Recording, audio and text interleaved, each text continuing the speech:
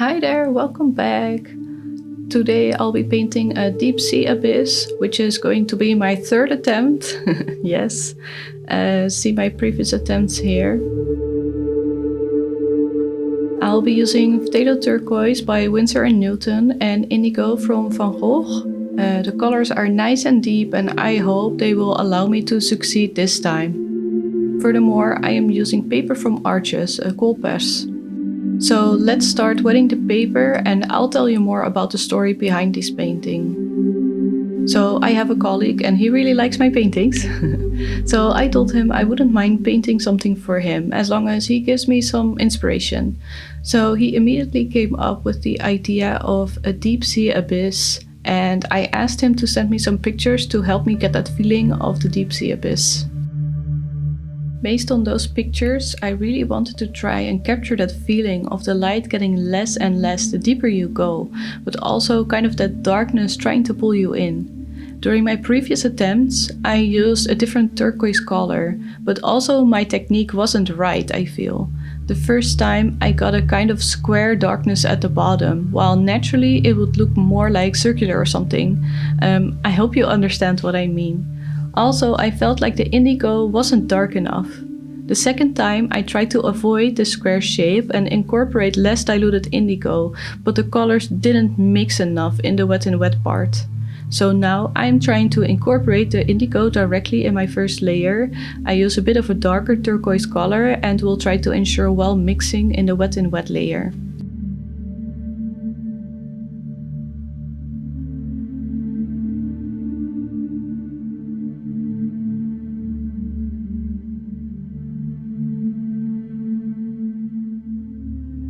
What I'm also trying to pay attention to is that the indigo is also on the left and right side of the paper up to the top of the paper.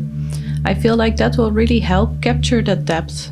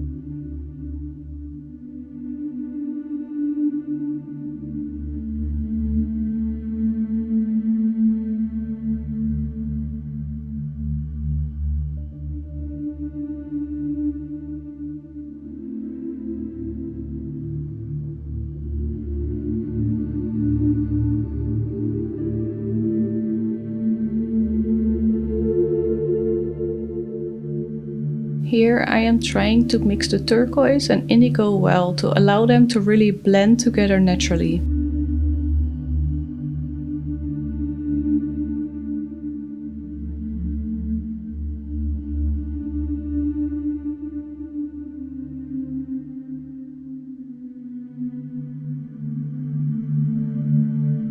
And here I'm tilting the paper a bit to get the indigo to move to the top. I hope this creates that feeling of being pulled down into the dark.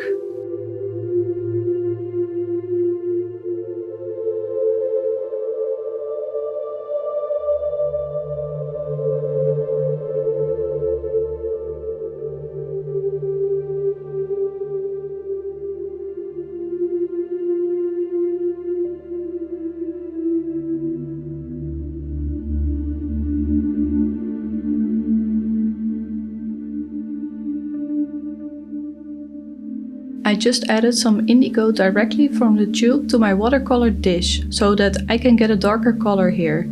You can see how that worked out well.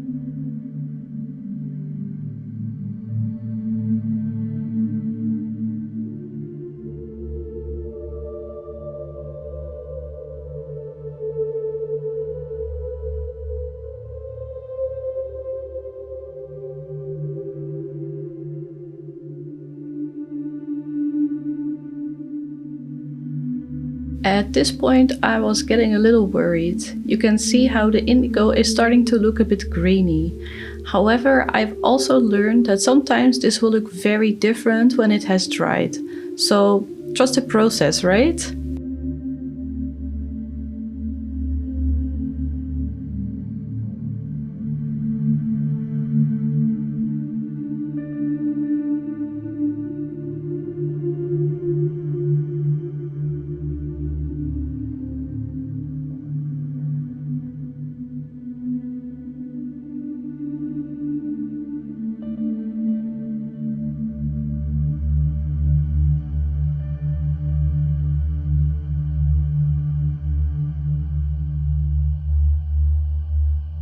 Also, I am trying to keep in mind that watercolors tend to dry a bit lighter. So right now it might feel like, yes, it looks like I have captured the darkness well, but then I might get disappointed when it has dried.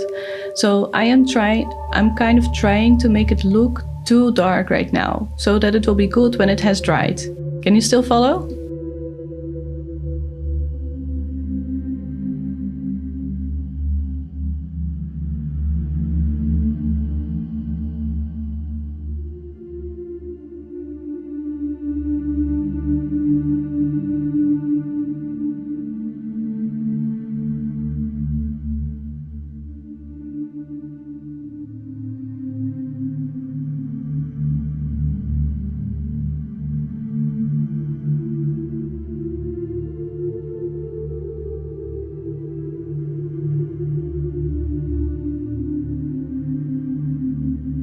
As time progresses, the paper will also slowly start to dry, making it more difficult to have the colors mix well on the paper. I'm trying my best to work fast enough and will speed up this part a bit more.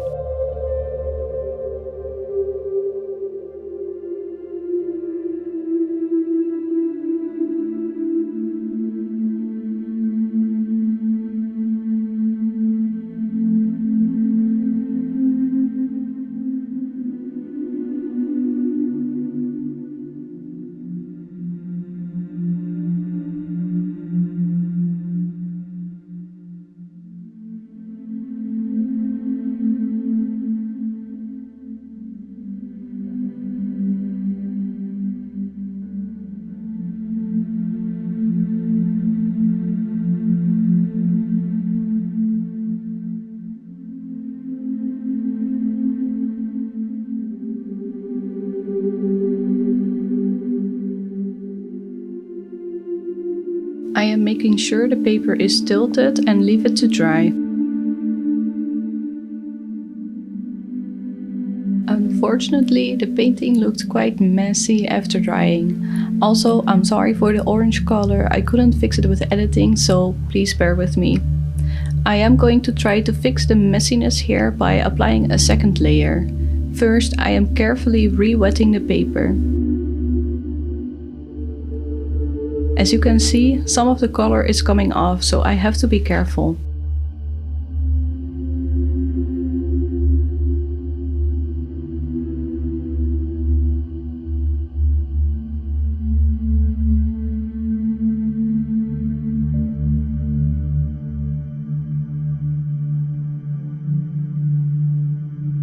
I am trying to cover up the kind of lines you could see and trying to ensure that it all nicely blends together. Also, I wanted to make it a bit darker.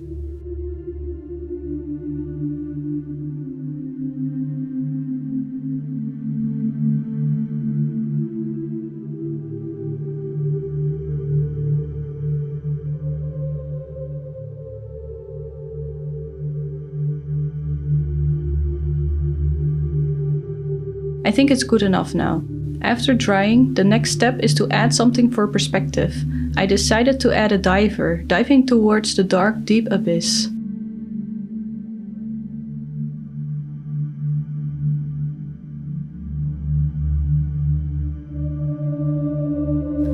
I am very happy with how it turned out. Luckily, my colleague was also very happy with it. He said that he had to think of courage when he looked at it, which is exactly what I was going for. Don't be afraid of the dark or the unknown. Dare to dive deep. Thank you so much for watching. Please like and subscribe, and I hope to see you next time.